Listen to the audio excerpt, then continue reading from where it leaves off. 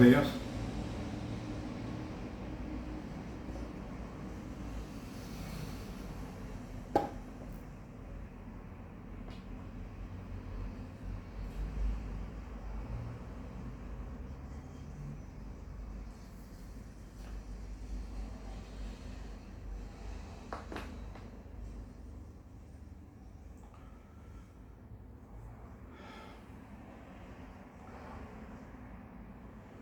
Quisiera comentarte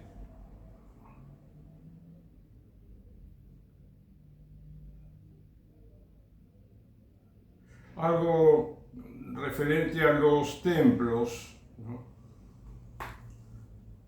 en la Iglesia Católica, que últimamente en Europa, en algunos países se han vendido muchísimos templos, en los Estados Unidos también, y en algún otro país también están vendiendo templos.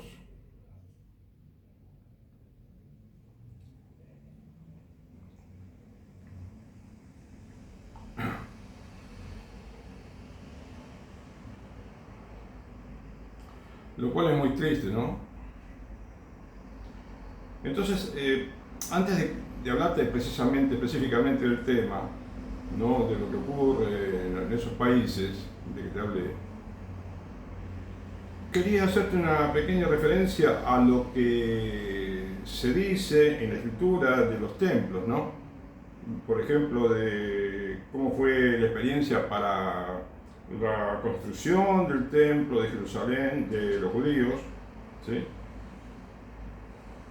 para también cuando tenían que reconstruir el templo, ¿sí? En cada ocasión recurrían a los fieles, ¿no es cierto?, para que colaboren. Los líderes le pedían a los fieles que colaboren. Y es muy interesante lo que estuve leyendo, para mí por lo menos, en el libro del Éxodo, en el capítulo 35, que comienza la descripción de cómo fue la construcción y erección del santuario.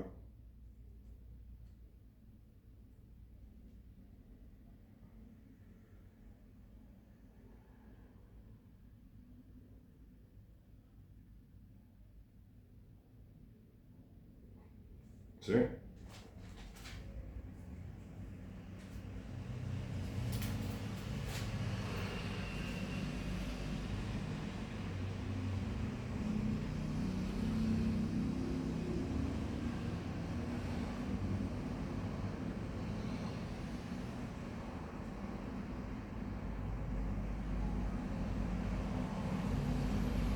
Bien. Pero en realidad, el libro del Éxodo comienza a hablar de la construcción del santuario en capítulo 25, ¿no? Es con que parecen dos relatos, porque en el capítulo 25 comienza un poco semejante a la manera como comienza el capítulo 35, el 25 y el 35. En el 25, versículo 1 leemos: Yahvé habló así a Moisés: di a los hijos de Israel que reserven ofrendas para mí. Un poquito de dinero se ofrecía, ¿no? Mejor dicho, sí, digamos, son bienes materiales también, porque ofrendas eran todo tipo de objetos, ¿sí? Todo tipo de cosas materiales también. Así que está bien dicho, ofrendas. De acuerdo a lo que después comprobamos cómo fue la colaboración de los judíos, ¿no? Me reservaréis la ofrenda de todo aquel a quien su corazón mueva. ¿Sí?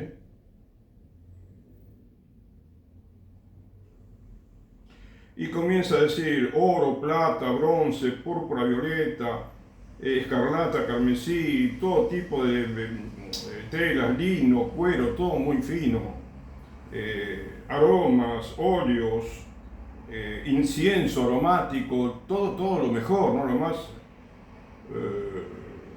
¿cómo diría? Lo que sea más bueno para el templo, ¿no? Lo más perfecto, lo de más calidad. piedras de ónice, piedras de todo tipo, ¿no? Para el efodio, el pectoral. Me han de hacer un santuario para que yo habite en medio de ellos.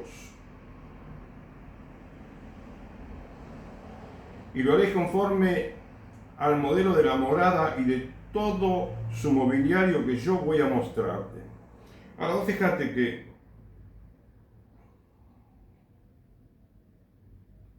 si no me equivoco, en Israel tenían un solo templo, ¿no?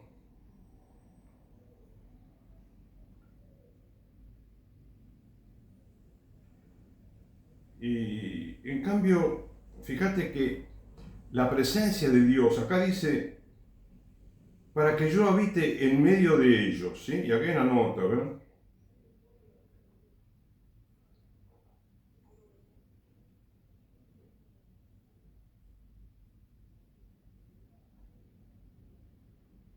Bueno, explica respecto al versículo 8 que leí recién, cuando dice,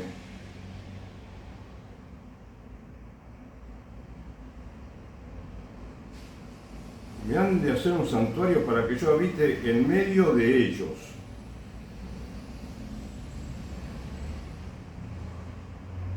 Y la explicación es, Dios es venerado en los lugares donde de un modo especial se ha hecho presente por una teofanía, ¿no?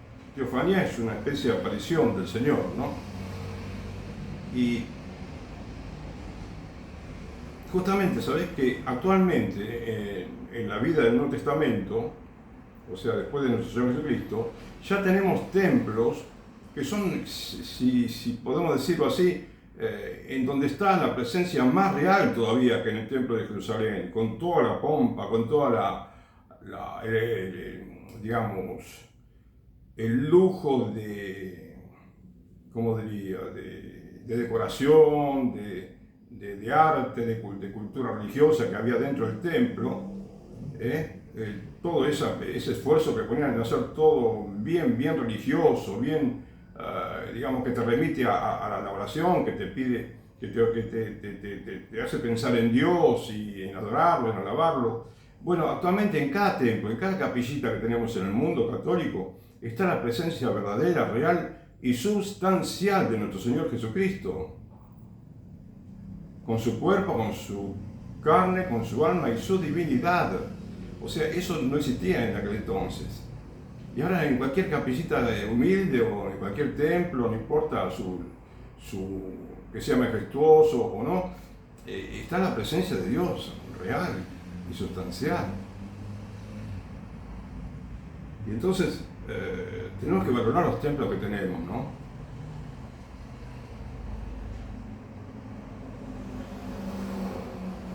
Además es interesante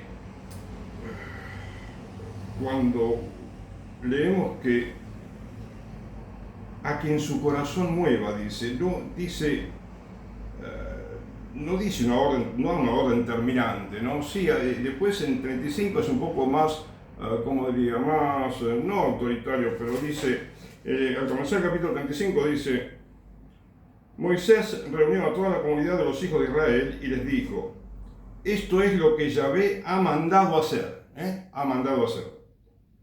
Durante 6 días se trabajará, pero el día séptimo será sagrado para vosotros, día de descanso completo en honor de Yahvé.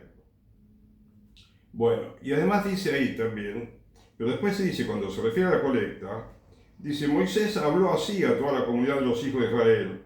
Esta es la orden de Yahvé, ¿no? Una orden de Yahvé. Pero después fíjate cómo sigue. Reservad de vuestros bienes una ofrenda para Yahvé. Que reserven ofrenda para Yahvé todos aquellos a quienes su corazón mueva. Como dije, como leí recién en el capítulo 25, ¿viste? Te dice, me reservaréis la ofrenda de todo aquel a quien su corazón mueva. ¿Y sabes cuántas veces se repite la ofrenda de aquel a quien su corazón mueva? y también de manera voluntaria, dice, ¿no? Porque, fíjate, es una orden, pero para el que quiera, ¿entendés? A quien le mueve su corazón a hacerlo, bueno, entonces lo ofrece. No es para todo el mundo. Y sin embargo responden de una manera extraordinaria a los judíos, los fieles, ¿no?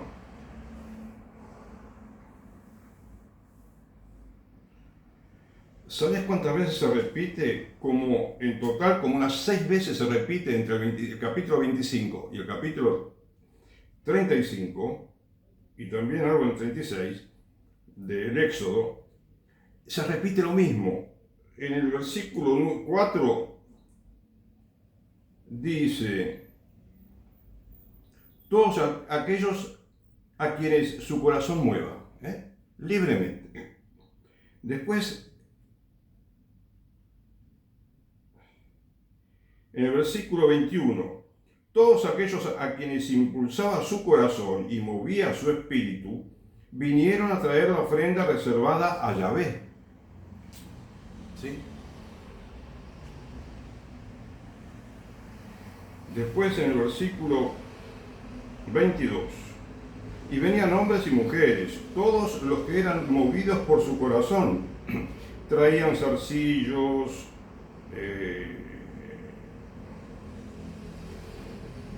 pendientes, anillos, collares y toda clase de objetos de oro.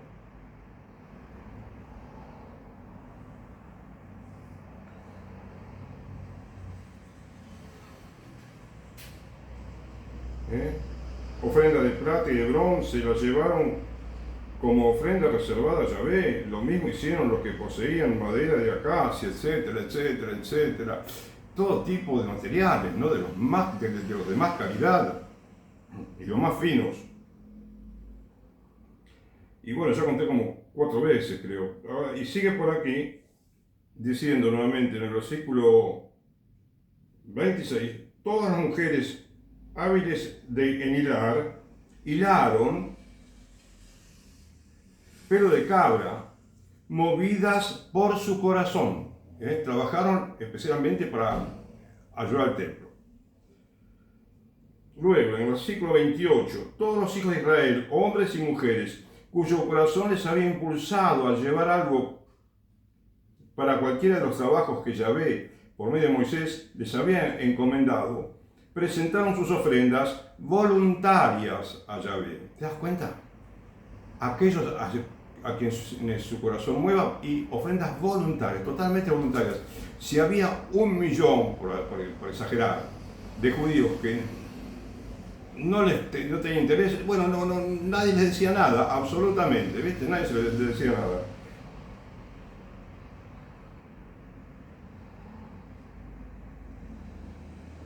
Después es interesante cuando dice a él y a Oriah, a un personaje anterior, ¿no? O sea, a 2 personas le dijo, decía que, bueno, les ha puesto en el corazón el don de enseñar.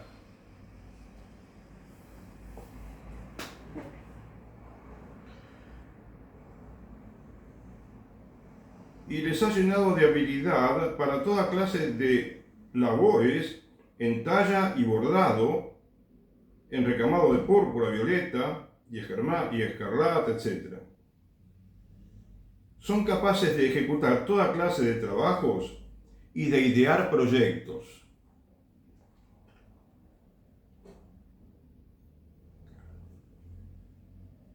Bueno, te das cuenta de que ya conté muchas veces en versículos en los cuales decía que aquellos a quien su corazón mueva. Y eso es muy semejante a lo que dice San Pablo, que dice cada uno piense cada semana qué es lo que puede aportar y llévelo a la parroquia, ¿no? Bueno, en el caso de los católicos, la mayoría que vamos a la parroquia, ¿no? O a otros lugares, según el lugar, pero la mayoría de los católicos van a la parroquia, ¿sí?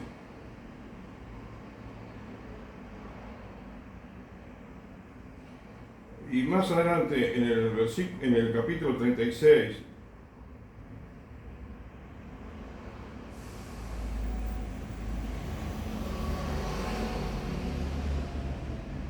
Dice, entre tanto, los hijos de Israel seguían entregando a Moisés cada mañana ofrendas voluntarias. Otra vez, ofrendas voluntarias, repite muchas veces, voluntarias. Por eso, todos los artífices dedicados a los trabajos del santuario dejaron cada cual su trabajo y fueron a hablar con Moisés diciendo, el pueblo entrega más de lo que se precisa para la realización de las obras que Yahvé ha mandado hacer. Entonces Moisés mandó correr la voz por el campamento. Ni hombre ni mujer reserve ya más ofrendas para el santuario. Suspendió el pueblo su aportación, pues había material suficiente para ejecutar todos los trabajos. Y aún sobraba. Sobraba material todavía. Fíjate. Bueno, este es un ejemplo de cómo era la vida ya varios cientos de años antes de Jesucristo, ¿no? Y después inclusive tenemos algo para mencionar del libro de Esdras, ¿sabes? Que viene después del libro de las Crónicas, que es un poco la manera como están distribuidos los libros, ¿no? En la mayoría de las Biblias católicas.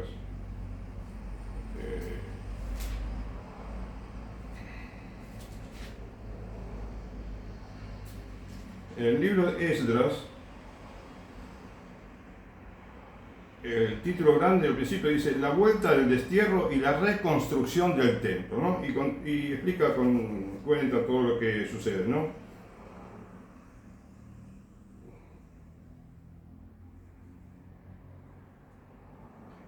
Entonces, habían mandado, ¿no?, a los judíos a reconstruir el templo.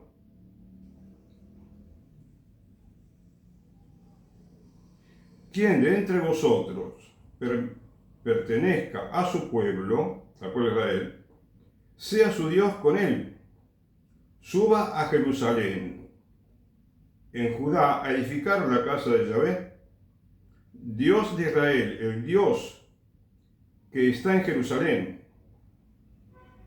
A todo el resto del pueblo donde residen, que las gentes del lugar les ayuden proporcionándoles plata, oro, hacienda y ganado, así como ofrendas voluntarias para la casa de Dios que está en Jerusalén.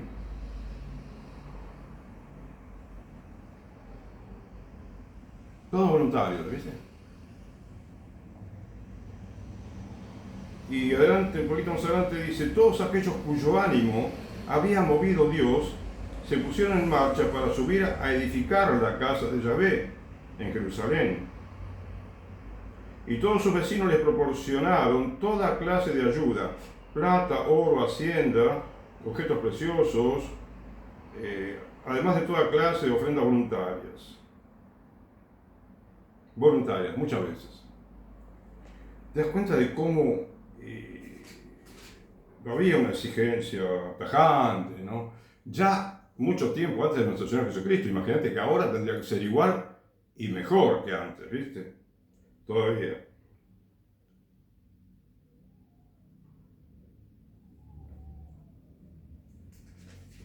No sé si no te leí recién, creo. No, acá dice nuevamente en el capítulo 2,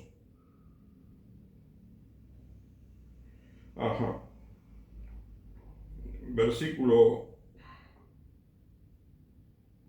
68 de Esdras, hicieron ofrendas voluntarias para la casa de Dios, para que fuese reedificada en su mismo emplazamiento, que fuese reedificada, según sus posibilidades. ¿Ves? Esto también se repite más de una vez, según sus posibilidades.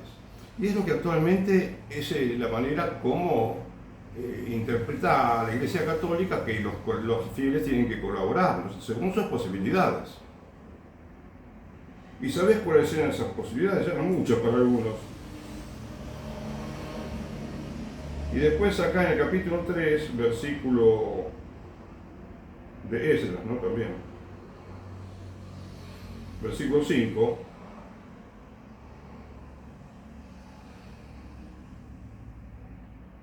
Dice, bueno, además de lo que cada uno quería ofrecer voluntariamente a Yahvé, voluntariamente cada uno, lo que cada uno quería ofrecer voluntariamente.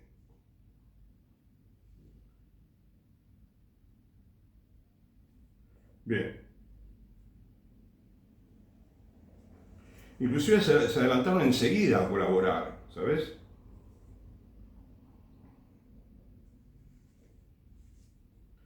Y algo que sería bueno que te mencione es que terminaron recaudando bastante material, ¿sabes? De mucho valor, porque creo que por acá a ver, decía cómo fue.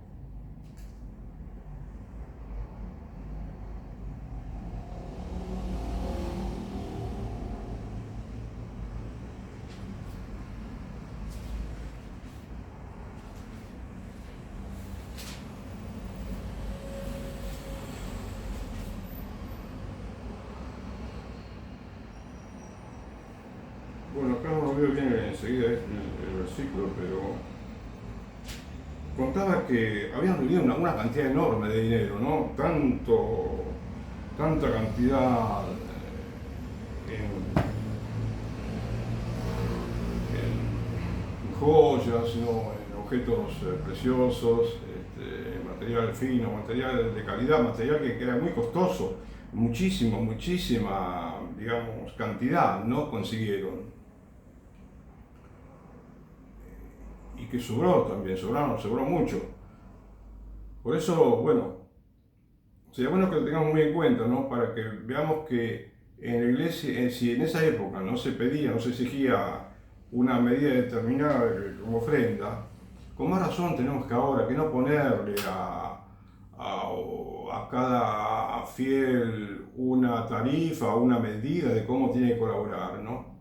Cada uno sabe cómo colaborar.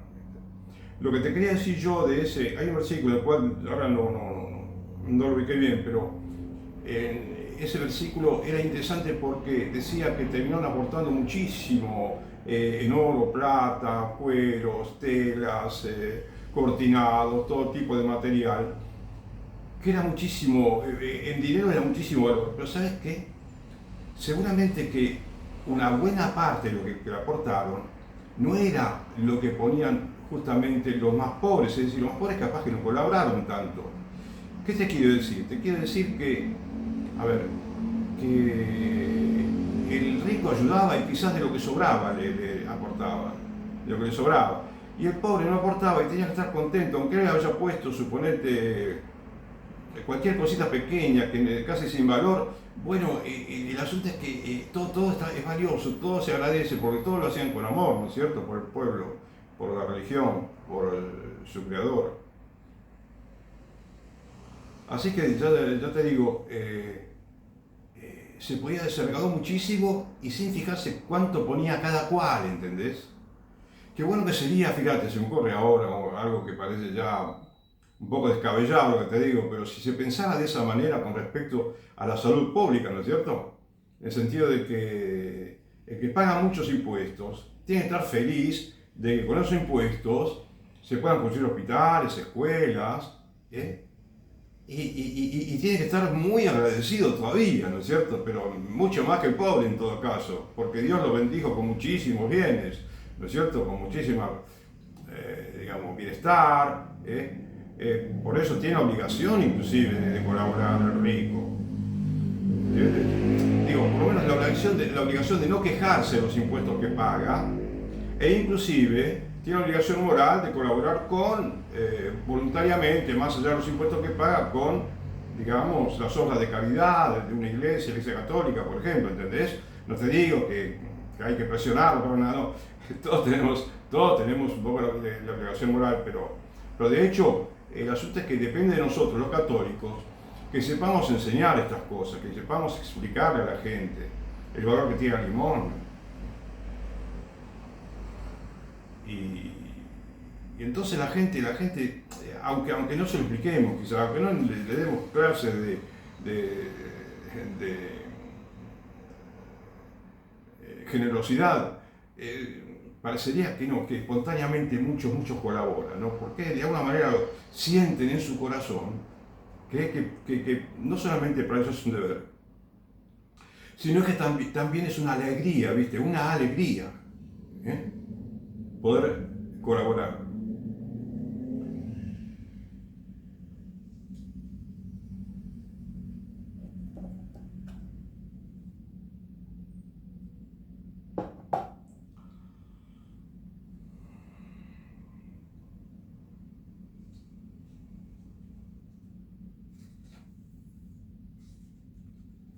Y por supuesto que lo hacían porque ellos valoraban el templo, sabían el inmenso valor que tiene el templo, ¿no? En cada templo católico, como te digo, está la presencia real de nuestro Señor Jesucristo, y es la voluntad de Dios de que todos los fieles lo visiten, que todo el mundo visite al sagrario, a Jesús en el sagrario, ¿no? Que se hagan horas de adoración eucarística, horas ¿no? Que son acto litúrgico dirigido por el sacerdote, ¿sí? Pero también, bueno, la visita de cada fiel, una hora santa, ¿no? Delante del sagrario para digamos, crecer en la vida espiritual es importantísimo, ¿sabes? Porque inclusive, viste esos sacerdotes fieles, ¿no? Que pasan delante del sagrario y se arrodillan con mucha devoción. Es lo que quiere Dios que hagamos, ¿no? Dar importancia al sagrario.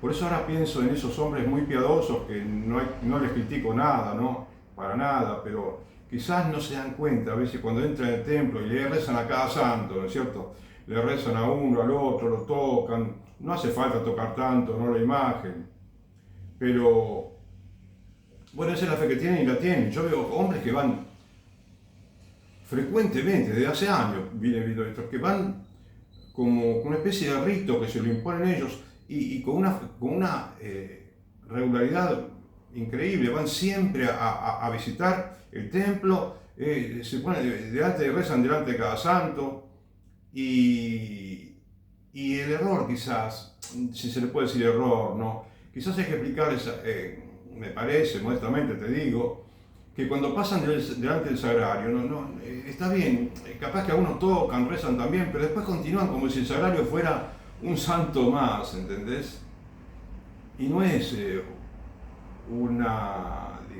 no es un santo más nuestro Señor Jesucristo. Ahí tiene que arrodillarse en la medida que pueda, ¿no? Con mucha reverencia y hacer un acto de adoración, todo, yo me he olvidado, ¿sabes? No tuve muchas veces la reverencia que tenía que tener, pero me di cuenta de que sí, que es importantísimo, ¿no? Porque la presencia real y en todo sagrario, tengo entendido que siempre hay ángeles alrededor del sagrario, siempre hay ángeles, inclusive están los espíritus, los santos, ¿sí? Y hay mucha presencia espiritual, ¿sí? Alrededor de los sagrarios, donde está la presencia de Dios, eucarística, pero real, ¿no? Y bueno, para que lo tengamos en cuenta, ¿no? Que cuando leemos que quieren cerrar 1, 2, 100 templos, eso es increíble lo dramático, el drama que representa para un país, ¿sabes? No solamente para la Iglesia Católica, para todo el mundo, ¿viste?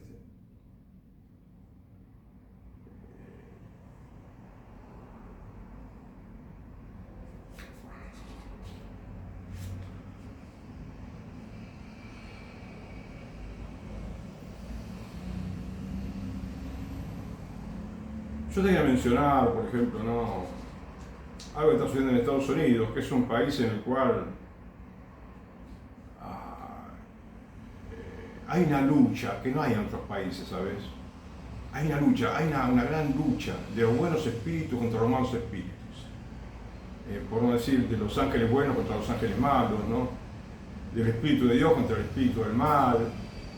Entonces vos tenés gente algunos estados que luchan constantemente para que se deroguen todas esas leyes, ¿no? Contra la vida, contra la santidad del matrimonio, ¿no? Porque es una afrenta, ¿sí?, al matrimonio. Bueno, me refiero a todos los matrimonios, porque ya sea por iglesia o que tengan las parejas unidas, de hecho, no, pero todos los que viven un matrimonio, ¿no?, de alguna manera, que sería bueno que sea que todos tengan un matrimonio religioso, pero bueno, que lo sepan por lo menos, ¿viste? Que empecemos a hacer conocer la importancia del matrimonio religioso.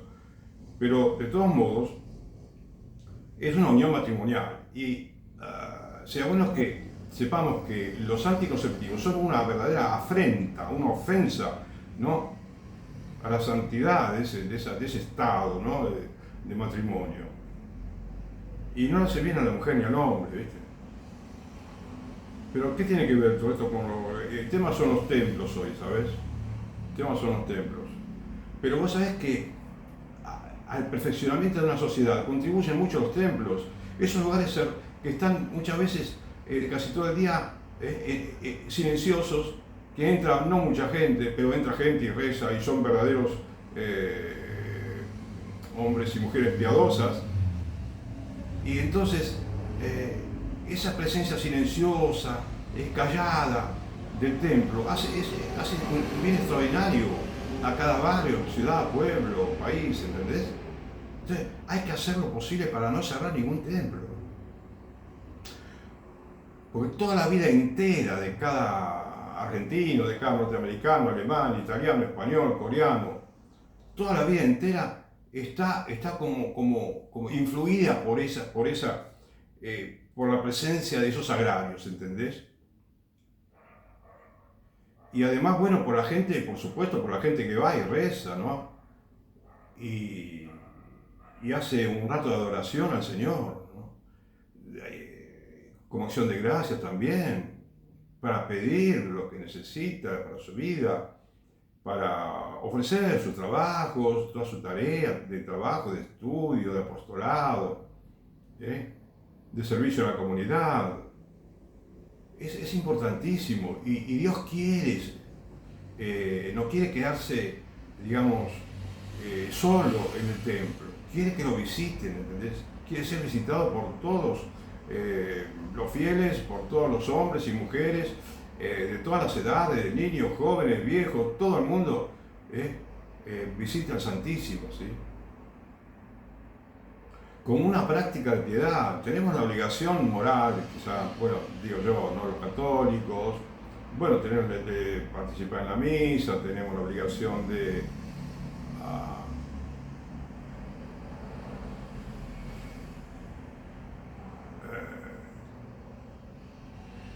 rezar el rosario. Bueno, como te digo, esas oraciones a lo largo del día, ¿no?, que nos hacen mantener en la presencia de Dios. Tenemos que estar en la presencia de Dios todo el día, hacer jaculatorias. Y la visita al Santísimo es una de esas prácticas fundamentales de la vida cristiana. Entonces, si quieren cerrar un templo, tienen que pensar que aunque haya poca gente, que generalmente no son tan pocos, son bastantes las personas que quieren mantener el templo abierto y que están dispuestas a colaborar muchísimo, como lo he leído yo en varios templos de Estados Unidos. Bueno, es importante hacer todo lo posible para no cerrar ningún templo en ningún país del mundo, ningún templo en ningún país, ¿sabes? Porque los problemas están no fuera de nosotros, sino dentro de nosotros, ¿sabes? Los católicos. Si creemos que cerrando un templo vamos a solucionar el problema, no, lo estamos agrandando. Tenemos que organizarnos con la gente que está, con los pocos o muchos que están, como si fueran un granito de mostaza, aunque sea, Y con esa gente seguro que el templo se va a mantener perfectamente. Pero tenemos que escucharlos también, tienen que escuchar a esa gente, me parece, quienes son los responsables de cerrar el templo, ¿sabes? Que tienen la potestad de poder cerrarlo. Entonces,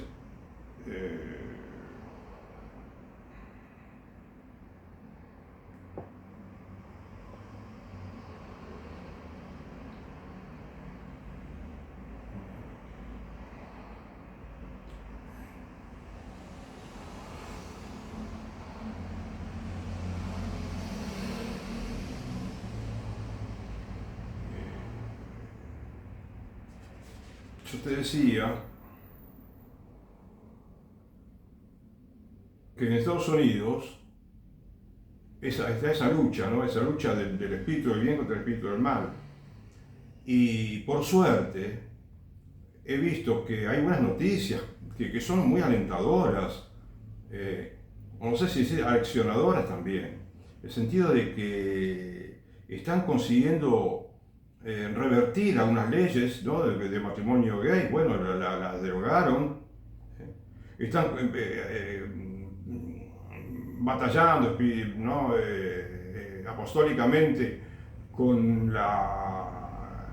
el objetivo de que muchas leyes de todas estas relacionadas con la educación sexual, la anticoncepción, contra la vida, todas esas leyes están luchando para derogarlas y están consiguiendo éxitos, están consiguiendo muchos éxitos, ¿sabes?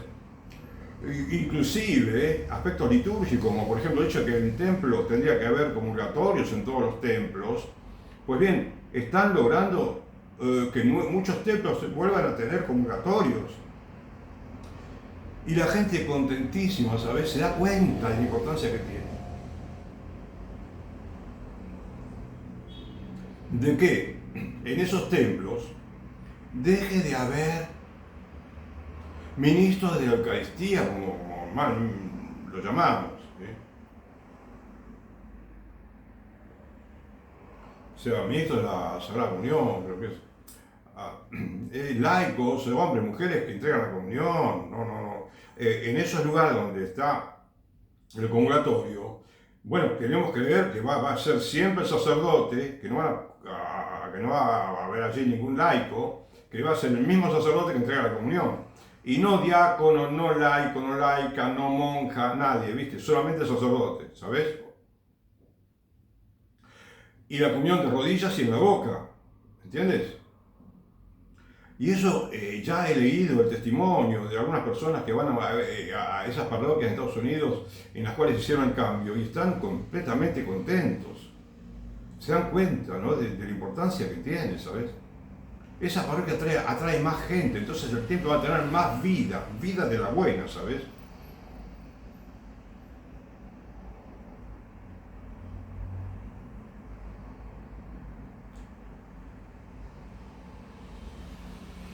Y como te decía, en la diócesis de Buffalo, que es una localidad que está no muy lejos de Nueva York, de la ciudad de Nueva York, ¿no? ¿Sabés que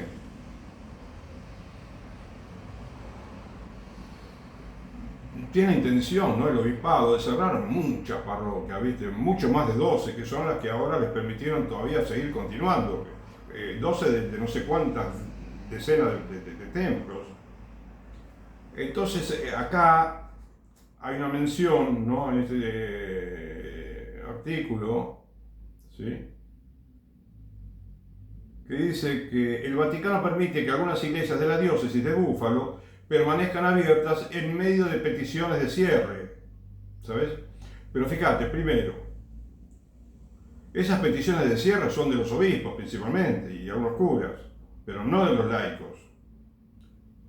Y la solicitud de que permanezcan abiertas es de los laicos justamente, muchos más de los laicos están, digamos, que lloraron mucho y lloran mucho cuando quieren sacar el templo, ¿sabes?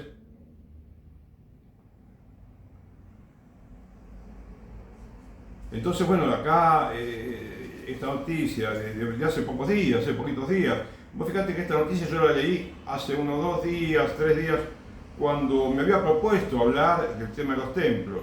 Y justo leí esta noticia ¿no? En un sitio no muy conocido de Estados Unidos, en el cual decía que, bueno, permite el Vaticano, ¿no? Escuchó a los laicos, ¿entendés? Y permite que permanezcan abiertas esas parroquias. Y entonces, no solamente sería bueno que permitan que permanezcan abiertas, sino que los ayuden a los laicos, que den buenas orientaciones para que ese templo sea utilizado no de una manera incorrecta, ¿entendés? Como ahora hay modas en que es posible que un laico haga algo así como una celebración de la palabra que se parece a la misa y que entregue la comunión. Esas cosas no, esas celebraciones no propongo para nada, ¿sabes? Pero cuántas cosas pueden realizar, cuántas oraciones se pueden realizar en el templo, ¿no? El rosario, el Via Crucis, el Angelus, se puede rezar la coronilla de la Divina Misericordia. Bueno, te dije el rosario, ¿no? Y también se podían rezar horas canónicas, ¿no? Que rezan como rezan los monjes, a la mañana laudes, a la tarde vísperas, y durante el día inclusive, la oración de tercia, sexta, nona, que se reúnan aunque sea 2 personas, ¿viste? Y ya está, y después, o una persona sola, quien sea. El asunto es que haya una, digamos, una orden si es necesario, para que el templo esté abierto todo el santo día, ¿entendés? Y si fuera posible, toda la santa noche, ¿viste? Porque vos sabés que estaba leyendo yo, a veces iba leyendo, otras veces, porque ahora es mucho lo que veo en YouTube, ¿viste? También. Y he visto un video en el cual esos jovencitos que te muestran, te explican lo que sucede en una ciudad con tal actividad religiosa, con tal otra situación. Y bueno, el chico decía que todas las iglesias que él visitaba estaban cerradas. Dice, con estas son 3 iglesias que visité, están las 3 cerradas. Pero escúchame, es que si te visitas 80 iglesias, capaz que la mayoría se encuentra cerrada también. Y no solamente al mediodía, que muchas cierran al mediodía varias horas, ¿no? Sino que parecería que no hay voluntad de abrir la parroquia, y eso es fatal, ¿sabes? Para una parroquia. Después no nos quejemos si el templo no tiene suficientes fieles. Lo primerísimo es que el templo esté abierto, ¿entendés? Yo a veces decía, no sé si te comenté una vez, que si un supermercado, uno de esos grandes, que tiene muchas sucursales, y abren de 8 de la mañana a 9 de la noche por lo menos, ¿no? Y algunos que pueden abrir antes. Pero bueno, la parroquia tendría que abrir 6 de la mañana, ¿sí? Que ya hay gente que circula por la calle puede ir a rezar, y bien que lo agradecería, y cerrar a las 10 de la noche, que es una hora no exagerada de la noche, en que uno termina de cenar, suponete, y quieren un rato a la parroquia para rezar, es fantástico. Inclusive tiene que haber oratorios las 24 horas, ¿viste? Entonces yo te pregunto, si un supermercado, esos que abren, suponete, todo el día, ¿sí? Sí, todo el día, bien temprano de la mañana y cierran bien tarde de la noche, ¿qué sucede si una hora del día, cualquiera de ellas, está cerrado? Lo cierran todos los días a esa hora. ¿Qué sucede? ¿Van a vender menos, no te parece? Lo mismo pasa con el templo, pero de una manera potenciada, ¿viste? Porque el templo es mucho más importante que un supermercado, aunque parezca lo contrario, ¿sabes? Es lo más importante de todo en un barrio, el templo católico. Para los católicos, ¿no? Y por supuesto, pensamos que para todo el mundo también.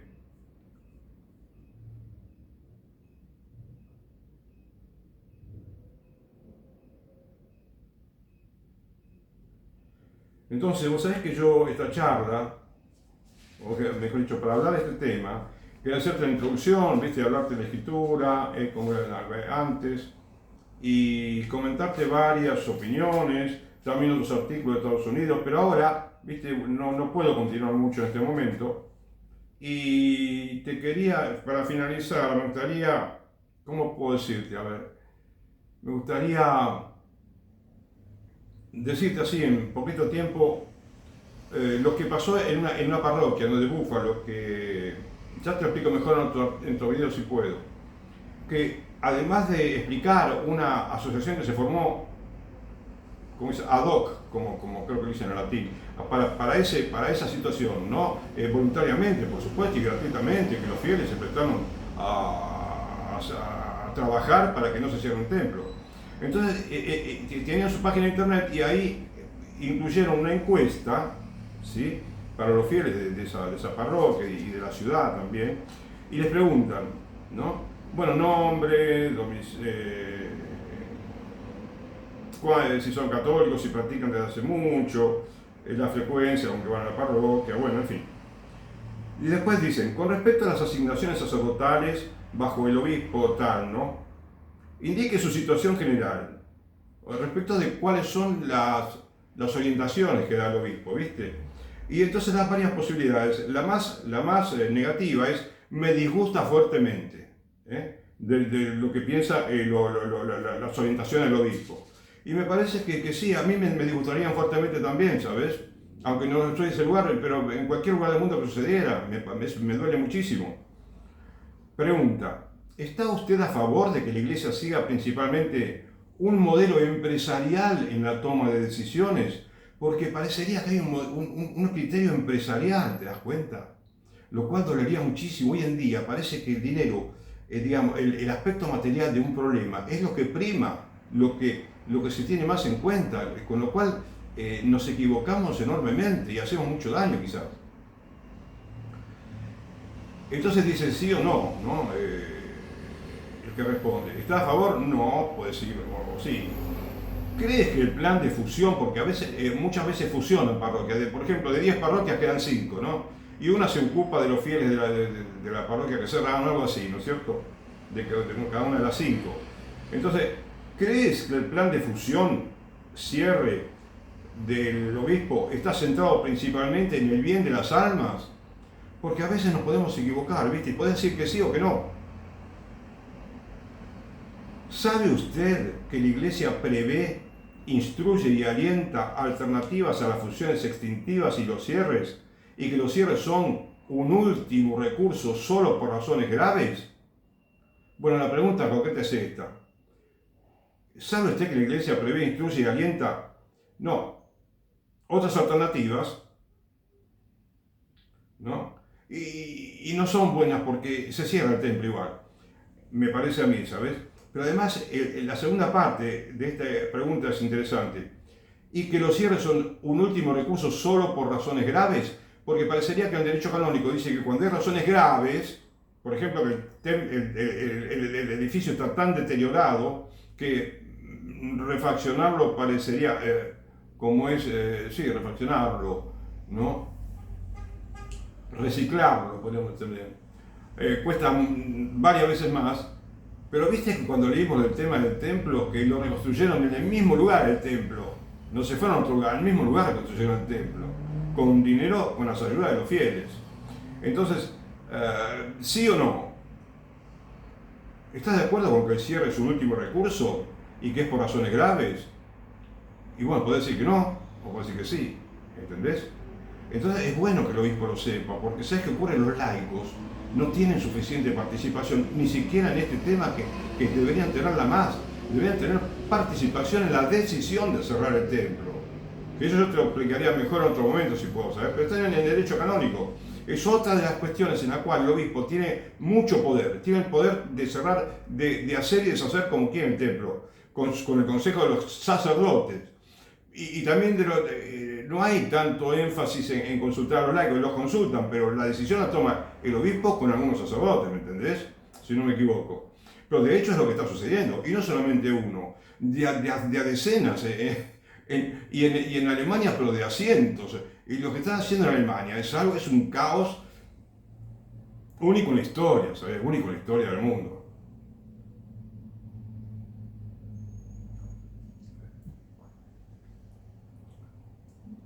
¿Siente usted que ha tenido voz en el proceso de contrapropuesta del obispo? O sea, es decir, hacer una contrapropuesta, déjelo abierto y veamos y haremos lo posible para que el templo tenga más vida. Pero no depende solamente de los laicos, ahí está el problema fundamental, ¿sabes? Como te dije antes, está dentro de nosotros y nosotros somos todos los clérigos y los laicos, ¿sabes?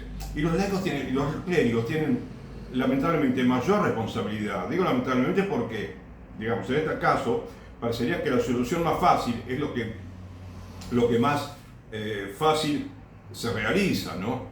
Y bueno, la opción fácil es también matar al niño en el seno de la mamá, ¿no es cierto? Por una o cualquier otra razón. Pero escuchame, por favor.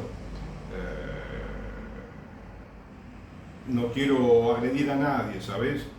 Simplemente decirte esto.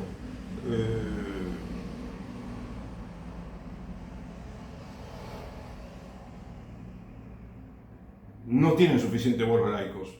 Tienen voz, pero no alcanza, no alcanza. No está bien escuchada esa voz de los laicos. Lloran y lloran, pero igual se cierra el centro. Entonces hay maneras de resucitar la Iglesia Católica, ¿entendés? Hay maneras de frenar toda esta vorágine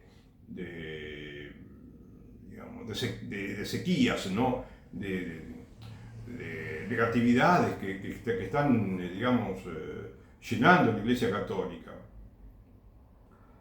¿Cuál es la razón por la cual se recomienda la fusión o cierre de iglesias en un 50%? O sea, de 40 quedan 20.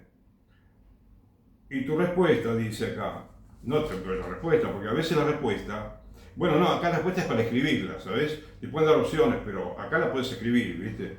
Entonces vos puedes estar de acuerdo, no, y decir, no, y todo lo que te guste. De alguna manera los han escuchado, ¿viste? Los han escuchado porque ¿viste? El Vaticano dijo, no, hay 12 parroquias de todas las que quieren cerrar, pero hay otras que la van a cerrar inevitablemente, parecería. Hay que batallar, ¿entendés? Con la diplomacia, con la petición, con la argumentación, para que no se cierre más ningún templo en el mundo, ¿viste?